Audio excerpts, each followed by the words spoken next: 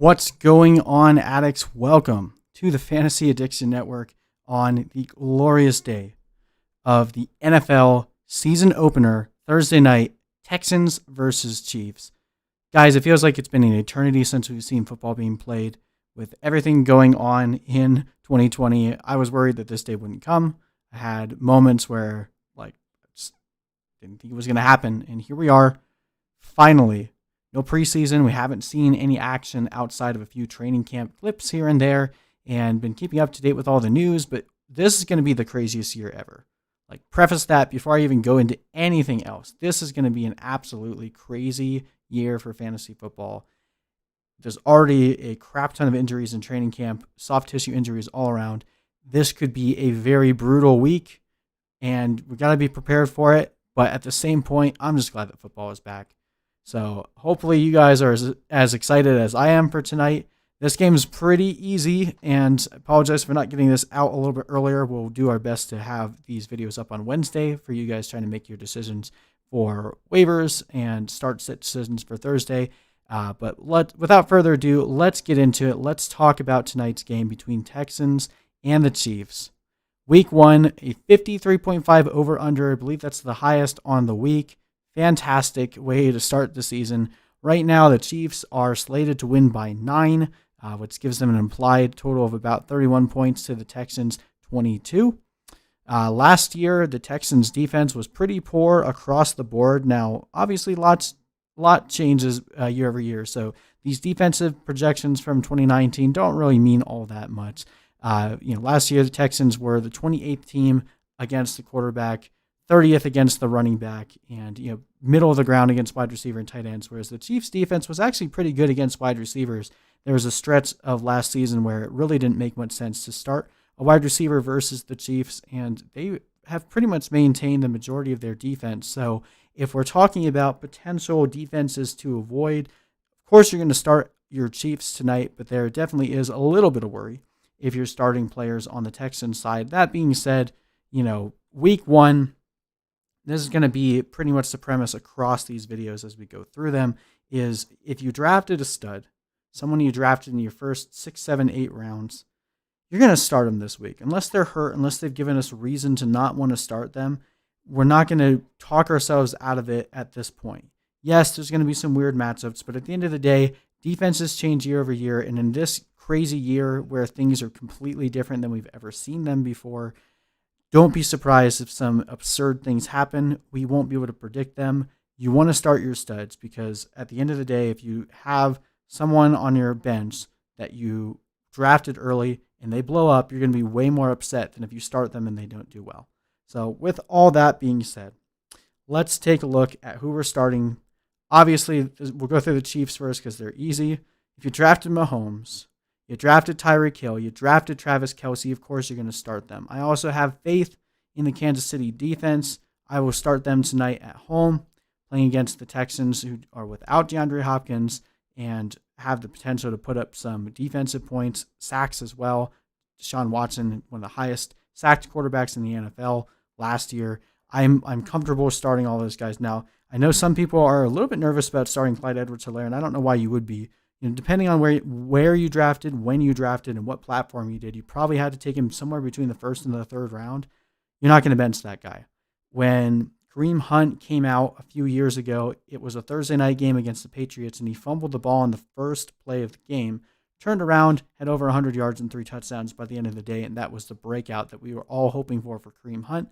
We could see a very similar outing for Clyde Edwards-Helaire tonight. Now, I will say I wouldn't freak out too much if we see Darrell Williams a good bit tonight. They are talking about doing somewhat of a carry split between Clyde and Darrell Williams, but I think Clyde Edwards-Helaire is going to end up getting the majority of the passing downs for the running back, and even if he ends up having a goal line touchdown vultured, from a rookie standpoint, we're still hoping for big things from him. I would not be surprised if he was able to put up over 20 points tonight. So love all of these guys. Of course, you're starting all of them because you drafted them early. I wouldn't, though, when we talk about some of the other peripheral options, I'm a little more hesitant to start Sammy Watkins. If you need a guy in a pinch, if you're in a deeper league, you can take the dart throw. Last year, Sammy Watkins absolutely blew up in week 1, but it happened on the back of Tyreek Hill going down in the first quarter. So Sammy Watkins is someone that I'd probably avoid. Yes, he did well against the Texans in the playoffs last year, but overall his consistency has been he's been very inconsistent. We'll just leave it at that week over week. So I wouldn't risk my week one putting Watkins out there unless I absolutely had to. But if you're looking at other peripheral guys, he has the upside. So if you just need a dart throw at someone that could potentially blow up, I get it. That's why I'm not putting him in my straight up bench. You can make the same argument for Mecole Hardman, but I wouldn't. Until we actually see that they plan on giving him more than a couple targets a week, I'm not planning on using Mecole Hardman. Sammy Watkins is still the slotted number 2 on this team. Kelsey is there. Clyde is now getting targets. So Mecole Hardman is going to have to show us that he's going to see a lot more volume this year for me to ever be comfortable starting him. Or obviously if Tyreek Hill gets hurt, that's a different story. So, but for this week, I would not recommend playing Mecole Hardman. He could blow up. He could have, 1 or 2 catches that end up in him getting 80, 90 yards and a touchdown, and that makes your week. But I'm not going to throw a dart like that in week 1 on someone that would need a massive play to make the week. He could have a complete dud this week. Had pretty much the same range of outcomes of putting up a 0 than he does of putting up 15 points. And then Darrell Williams, although he definitely has the chance to steal a touchdown or 2 from Clyde Edwards-Helaire tonight, I don't think he's going to get the volume or the pass work that you'd want to see from him. We're starting Clyde. We're going to wait and see what the usage is for Darrell Williams. I wouldn't recommend starting him unless you need like a really, really cheap throw in DFS. There's a chance for him to score 2 touchdowns tonight. It's an okay dart throw, but not something I do in season long. All right, let's look at the Texans. Now, if you drafted Deshaun Watson, it's the same thing. You're not going to bench your studs. Yes, the Chiefs defense is decent, but Deshaun Watson was able to pick apart the Chiefs defense last year. They beat the Chiefs in the season, then they had that implosion in the playoffs, but Deshaun Watson looked pretty comfortable the entire time. Now, losing DeAndre Hopkins is going to be a very interesting story here. Brandon Cooks is also dealing with a quad injury right now, which I would have been very comfortable starting Brandon Cooks tonight if it was not for that injury. It does appear that he was going to play tonight, which is good. And it appears that he's going to end up getting a limited number of snaps. Now, he could still do something with those snaps, but I'm not going to take the risk in week 1 playing a guy that's already hurt and is going to be limited in snaps. If you drafted Will Fuller, you have to play him. You're banking on being able to start him when he's healthy. Well, this is the healthiest he's going to be. If he gets hurt tonight, I'm sorry. That's just how football goes. But you're going to keep playing Will Fuller as long as he's healthy. And then David Johnson is probably going to get a ton of volume tonight. We don't really know the exact plan for Bill O'Brien to use David Johnson since David and Duke are kind of a similar player, but after the horrendous trade that he made to acquire David Johnson, my bet is he gives him the ball a ton, especially early on when David Johnson is going to be the healthiest of all season. Any of these guys could get hurt. Obviously, there's someone that's probably going to get hurt tonight that will ruin somebody's fantasy season because that's just going to be the MO of the 2020 season. I'm hoping not, knock on wood. Hopefully everyone gets through this game relatively healthy. But I would still be willing to start David Johnson. Again, you drafted him early. You don't talk yourself into starting someone like James Robinson over David Johnson. That's just not the way to win, especially not in week 1.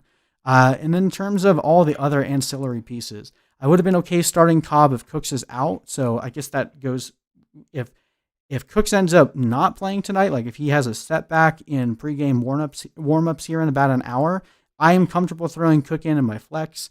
Well, not literally my flex, because if you have been playing for fantasy for a while, you should never start a Thursday night player in your flex spot. If you're going to start them, just throw them in your starting lineup so that way you have more flexibility, hence the word flex, on Sunday.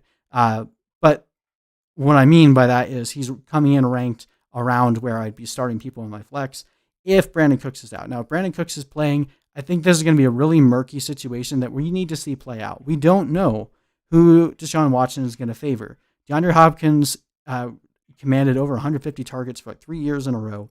And with that being vacated, this could be a situation where Deshaun Watson doesn't have a favorite. Or maybe he does, and it ends up being Cobb, or it ends up being Cooks or Fuller. Only guy I'm going to take a chance on tonight is Fuller. We'll wait and see for everybody else. If Cooks was out, I would play Cobb in a season-long league, and I would throw Stills in there as a very cheap dart throw in DFS because he could have a long touchdown. Stills and Mecole Hardman are both of those kind of guys that can make the entire game for you in one single play. But in season long, especially week 1, you should have a full roster of guys who aren't hurt. Not going to take any dart throws there. DFS is a little different story. Not going to risk it on any of these tight ends here, and there's no way I'm going to play Houston's defense. Their defense was atrocious for fantasy last year, and going against the number 1 offense in the NFL, heck to the no. So hopefully that answers everything for you guys. Leave a question or comment below if you have any questions prior to tonight's game, and we'll be posting up our rest of our early games later tonight after the game. So be on the lookout for that stream. And without further ado, our prediction for tonight, we're going to actually take the under. Some of these offensive battles end up not being as explosive the first week of the season. We think the Chiefs will come out hot and finish with their projected 31 points. We have the Texans only coming out with 20. Should be a pretty easy victory for the Chiefs tonight. I don't expect there to be too much resistance in Houston, especially with DeAndre Hopkins out. But, of course, anything can happen. So that is my prediction for tonight. What do you guys think? Who do you think will end up winning tonight? Let me know in the comment section below. Again, check us out later for our stream where we go through all the early game predictions. And good luck to you tonight. Pray for a favor. Hopefully your guys stay healthy and perform well. And we will see you guys in the next video.